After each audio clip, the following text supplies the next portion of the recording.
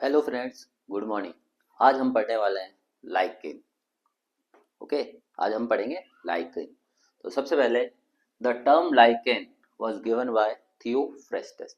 जो term lichen है वो किसने दी थी? थियोफ्रेस्टस ने।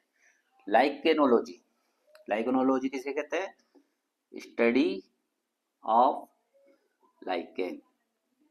स्टडी ऑफ लाइकेन को हम क्या बोलते हैं? लाइकेनोलॉजी। अब बात करते हैं फादर ऑफ लाइकेनोलॉजी, यानी कि जो लाइकेनोलॉजी है उसके पितामह किसे कहा जाता है? तो कहा जाता है एरिक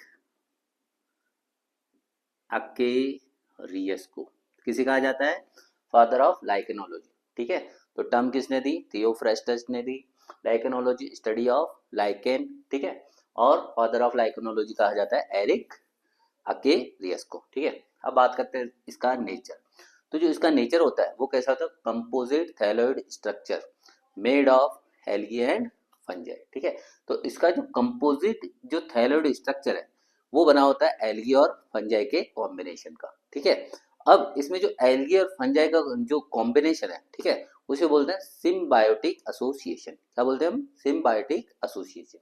इसमें जो एल्गल पार्ट है, जो एल्गल पार्ट है उसे हम बोलते हैं फाइकोबायोट। क्या बोलते हैं? फाइकोबायोट। और जो फंगल पार्ट होता है उसे हम बोलते हैं माइकोबायोट। देखो हमने पढ़ा था माइकोटा, माइकोटा मीन्स फंजाई। ठीक है, अब जो एल्गल पार्ट है उसे बोलते हैं फाइकोबायोट, और जो फंगल पार्ट है उसे बोलते हैं माइकोबायोट। तो इसका मतलब क्या है कि जो एल्गी और फंजाई है इन दोनों का कैसा रिलेशन है? Symbiotic association. कैसा एसोसिएशन है? Symbiotic association. It means both algal and fungal part both are beneficial to each other. It means it is a plus plus association. इसका मतलब दोनों ही कैसे हैं? एक दूसरे से बेनिफिशियल है। अब बात करते हैं जो फाइकोबायोट है ये कैसे बेनिफिशियल है। ठीक है, तो फाइव जो एल्गल पार्ट है वो क्या करता है? Makes carbohydrate through photosynthesis. यानी कि जो एल्गल पार्ट है वो फोटोसिंथेसिस के द्वारा कार्बोहाइड्रेट का फॉर्मेशन करता है।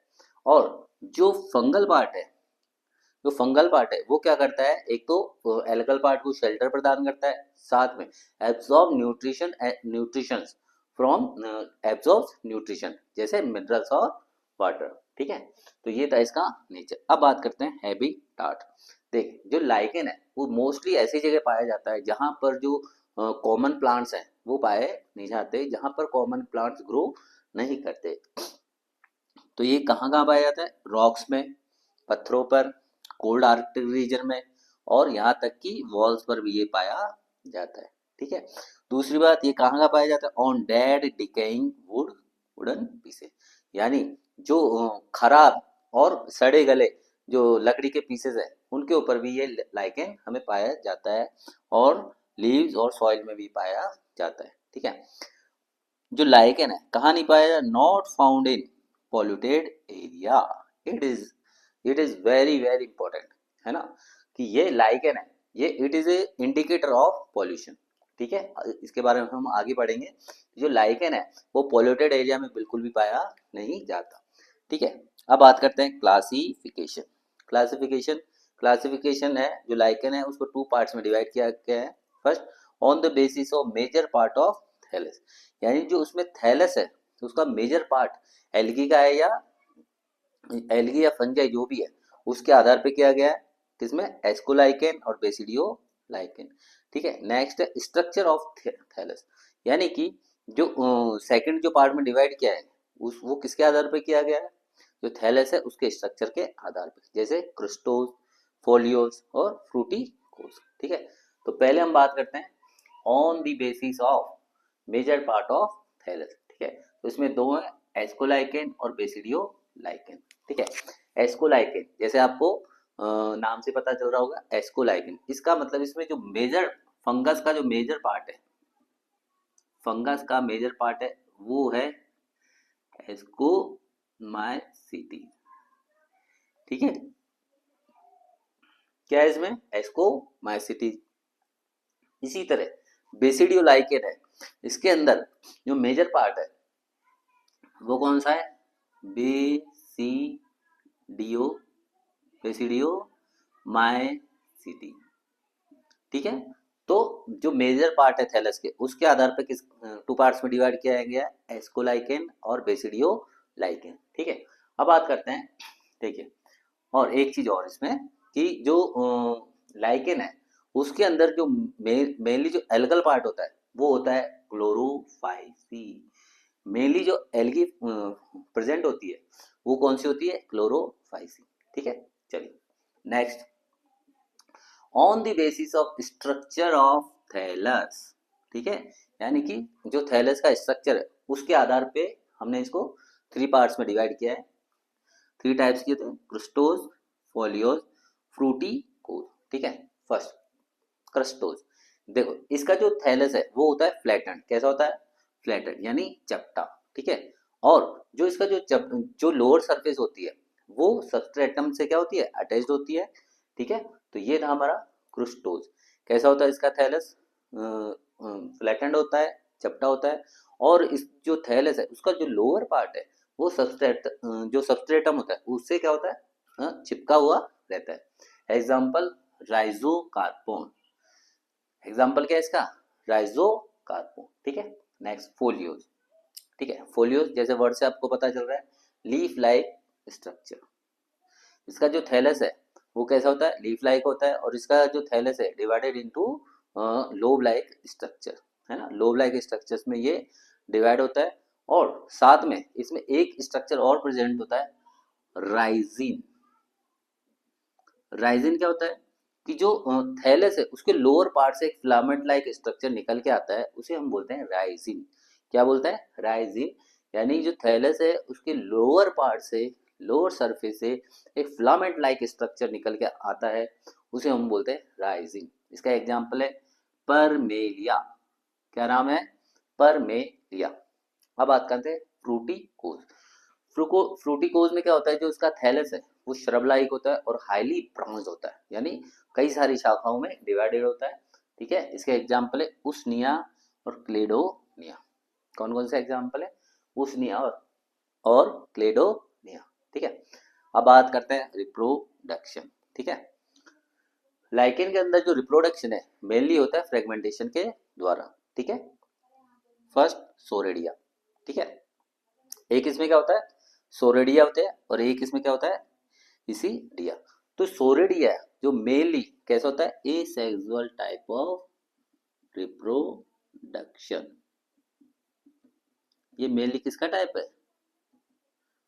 एसेक्सुअल टाइप रिप्रोडक्शन का एग्जाम्पल है। और इसीडिया, इसीडिया क्या होता है, एक जो क्या होता है, एक सुपरफिशियल स्ट्रक्चर है, कैसा है, सुपरफिशियल, इसीडिया एक सुपरफिशियल स्ट्रक्चर है, ठीक है, जो क्या करता है, जो फोटोसिंथेसिस के लिए सरफेस एरिया इंक्रीज करता है, ठीक है। तो रिप्रोडक्शन, रिप्रोडक्शन मेनली कैसा होता है, फ्रेगमेंटेशन, इसमें आते हैं दो, सोरेडिया और इसीडिया। मेनली जो एसेक्सुअल रिप्रोडक्शन है वो किसके द्वारा होता है, सोरेडिया के द्वारा। और इसीडिया क्या है, एक सुपरफिशियल स्ट्रक्चर है, ठीक है, जो क्या करता है, फोटोसिंथेसिस के लिए सरफेस एरिया है उसको इंक्रीज करता है, ठीक है। अब बात करते हैं कि लाइकेन है उसकी क्या इकोनॉमिक इंपॉर्टेंस है, ठीक है।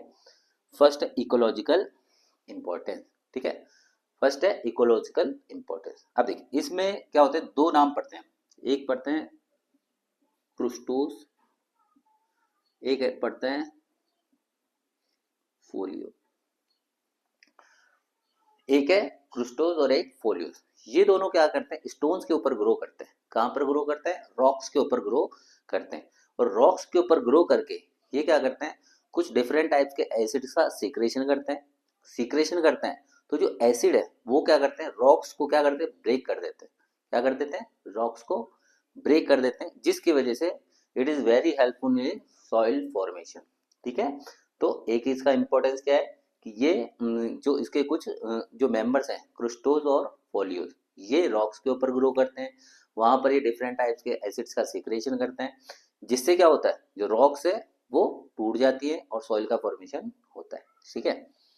Next, as food and fodder, as food and fodder, ठीक है। इसमें जैसे एक एग्जांपल है परमेलिया, ठीक है।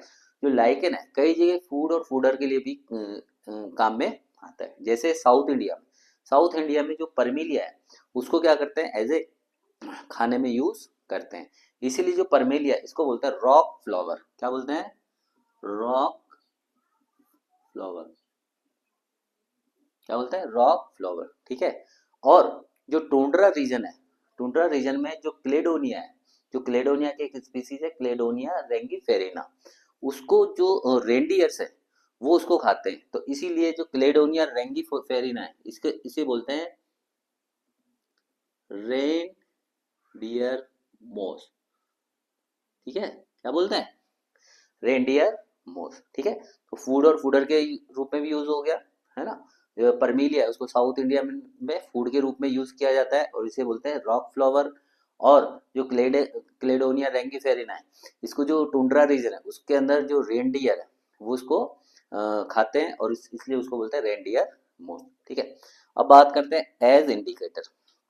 देखिए जो कुछ जो मेंबर होते हैं जैसे रोसेला टिंक्टोरिया, ये क्या करते हैं, जो एसिड बेस जो इंडिकेटर है एज ए लिटमस पेपर इनको यूज किया जाता है, ठीक है। क्या किया जाता है? जो रोसेला टिंक्टोरिया है इसको एसिड बेस इंडिकेटर के रूप में एज ए लिटमस यूज किया जाता है, ठीक है। इसके अलावा जो रोसेला की कई स्पीसीज है, रोसेला की जो कई स्पीसीज है ऑर्चिल डाई बनाने के रूप में भी काम आती है। ऑर्चिल डाई, ठीक है। क्या बनाने के रूप में काम आती है? ऑर्चिल डाई बनाने के रूप में काम आती है, ठीक है। चल मेडिसिनल यूज, ठीक है, इसका बहुत अच्छा यूज है। जैसे उसनिक एसिड, ठीक है, उसनिक एसिड बनाए जाते हैं उसनिया और क्लेटोनिया से, ठीक है। चलिए अब बात करते हैं इंडिकेटर ऑफ एयर पोल्यूशन, ठीक है। Very very important. इसमें क्या होता है कि ये जो लाइकेन है बहुत अच्छा इंडिकेटर है किसका? एयर पोल्यूशन का। देखिए क्या होता है, जो लाइकेन है वो जो जहां पर भी SO2 प्रेजेंट होगी वहां बिल्कुल भी प्रेजेंट नहीं होगा, यानी कि जहां पर हाई कंसंट्रेशन ऑफ SO2 होगी वहां पर लाइकेन कभी भी ग्रो नहीं करेगा। इसलिए इसे क्या बोलते हैं? इंडिकेटर ऑफ एयर पोल्यूशन, ठीक है। एक है फॉरेस्ट फायर। तो देखिए एक जो इसका मेंबर है उसनिया वो क्या होता है, जल्दी ड्राई हो जाता है, ठीक है, जल्दी ड्राई हो जाता है और जल्दी ही ये आग पकड़ लेता है, इसीलिए इसको बोलते हैं फॉरेस्ट फायर, ठीक है। तो आज हमने पढ़ा लाइकेन टर्म। तो लाइकेन है किसने दी थी? थियोफ्रेस्टस ने। नेचर, ठीक है, कंपोजिट थैलोइड स्ट्रक्चर होता है, habitat rocks cold Arctic region और वॉल्स पे प्रेजेंट होता है। इसका क्लासिफिकेशन टू टाइप्स के आधार पे किया जाता है, ठीक है। इसके बाद इसका रिप्रोडक्शन और इसकी इकोनॉमिक इम्पोर्टेंस, ठीक है। तो आज हमने पढ़ा लाइकेन। आई होप आपको ये टॉपिक अच्छा लगा होगा। Thank you, have a nice day, bye bye.